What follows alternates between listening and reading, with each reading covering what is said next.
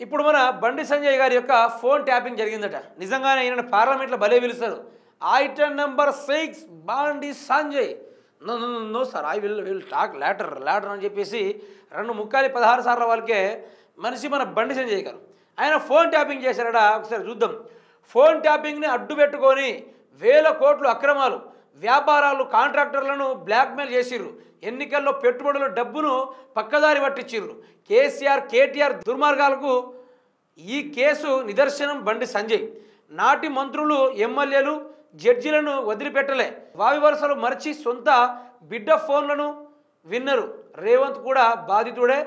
ఆయనను సీట్ విచారించాలి. స్కాములపై కమిషన్లు వేస్తున్న సర్కార్ చర్యలు తీసుకోవట్లే. కేసును సిబిఐకి ఇస్తే కేటీఆర్ను జైల్లో పెట్టేవాళ్ళం. బీఆర్ఎస్ కాంగ్రెస్ మధ్యలో లోపాయికారి ఒప్పందం ఉంది. కేసీఆర్ను అరెస్టు చేయబోమని సీఎం ఎట్లా చెప్తారు? ఇప్పటికైనా కేసును సిబిఐకి అప్పగించాలని డిమాండ్.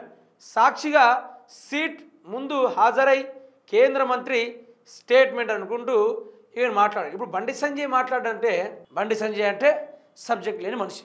అయితే ఈ బండి సంజయ్కి తెలంగాణ రాష్ట్రం గురించి తెలియదు. ఇప్పుడు ఏదైతే ఫోన్ ట్యాపింగ్ గురించి ఎవిడెన్స్ లేకుండా ఇష్టానుసారంగా మాట్లాడుతూ ఉన్నాడో, నిజానికి ఈయన మీద కేటీఆర్ గారు లీగల్గా యాక్షన్ తీసుకోబోతున్నారు. ప్రజాక్షేత్రంలో ఉండి ఒక దాని మీద సబ్జెక్ట్ మాట్లాడమంటే మాట్లాడు. రేవంత్ రెడ్డిని ఈయనని ఇద్దరిని కలిపేస్తే భారతదేశాన్ని పట్టపగలే అమ్ముకొని వచ్చేస్తారు. అయితే ఒక్క ఆధారం లేదు. అదే ఎవరైతే విచారణ చేపట్టారో ఫోన్ ట్యాపింగ్ కేసులా వాళ్ళే చెప్పిర్రు ఏ ఆధారాలు ఇవ్వని.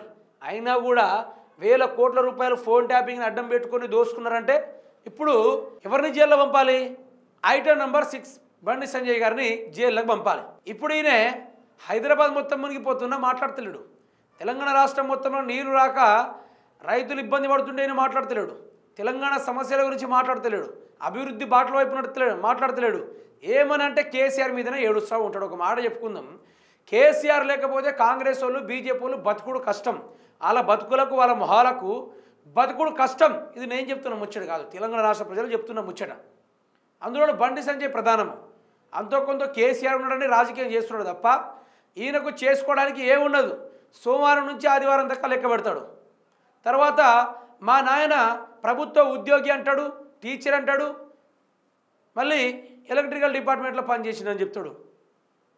ఇట్లాంటి మనిషి ఫోన్ ట్యాపింగ్లట కేసీఆర్ని జైల్లో పెడతాడట. ఇప్పుడేదో విచారణ జరుగుతుంది, వీళ్ళను సీట్ ముందు గుంజుకోరావాలి, వీళ్ళని విచారణ జరపాలి, కేసీఆర్ని జైల్లో పెట్టారంటున్నాడు. కేసీఆర్ని జైల్లో పెట్టడం పక్కన పెట్టి వాళ్ళని ముట్టుకుంటే మీ బీజేపీ వాళ్ళ బతుకులు, కాంగ్రెస్ బతుకులు ఏమవుతుందో తెలుసా? బట్టలు కూడా తీసి బాజాప్తుగా కొడతారు, ఉరికిచ్చి కొడతారు. తెలంగాణ రాష్ట్రంలో బీజేపీ పార్టీ ఉండదు. ఫలానా రోజులో ఫలానా టైంలో బండి సంజయ్ ఉండేటోళ్ళు, రేవంత్ రెడ్డి ఉండేటోళ్ళు, బీజేపీ నుంచి రామచంద్రరావు ఉండేటోళ్ళు, మిగతా తదితరు ఎంపీలు, తదితర మంత్రులు ఉండేటోళ్ళని వెనకట కాలం చెప్పుకునేటోళ్ళు. ఆ పరిస్థితి వస్తుంది వాళ్ళని ముట్టుకునే ప్రసక్తి చేస్తే. అందుకనే ప్రజల సమస్యల గురించి మాట్లాడరు వీళ్ళు, ప్రజా సమస్యల పరిష్కారం గురించి కూడా మాట్లాడరు వీళ్ళు. ఆగమాగమవుతూ ఉన్నారు, సబ్జెక్ట్ లేకుండా మాట్లాడుతున్నారు, ముందు కురుకుతూ ఉన్నారు, ఎవిడెన్స్ లేదు, ఏం లేదు. గందరగోళం జరుగుతూ ఉంది మిత్రులారా, గందరగోళం. ఎక్కడ పడితే అక్కడ విచ్చలవిడిగా ఇష్టానుసారంగా రాజ్యాలను చేస్తూ ఉన్నారు. కేటీఆర్ని జైల్లో పెట్టాలంట. రేవంత్ రెడ్డికి, బండి సంజయ్కి నిజంగా చెప్పాలంటే మూడింది ఒక లెక్కనే చెప్పుకోవాలంటే.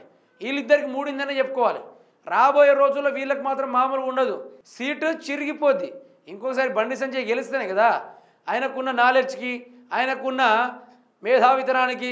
ఏ రోజైనా అసెంబ్లీలో కూర్చొని తెలంగాణ రాష్ట్రం కోసం నిధులు తెచ్చే ప్రయత్నాలు చేసిర్రా వీళ్ళు? ఒక్క రూపాయి లేదు. మళ్ళీ బండి సంజయ్ కూడా మాట్లాడతాడు. ఈయనే అమిత్ షా గారి చెప్పులు మోసుట్ల మొదలు, చెప్పులు ఎత్తుకోవడము, చెప్పులు మోసుట్ల నంబర్ 1 మనిషి ఈయనట. మనిషి మరొక లేడు. ఈయనట కేసీఆర్ జైల్లో పెడతాడట. అందుకనే ఈ ఉద్దర మాటలు మాట్లాడొద్దు.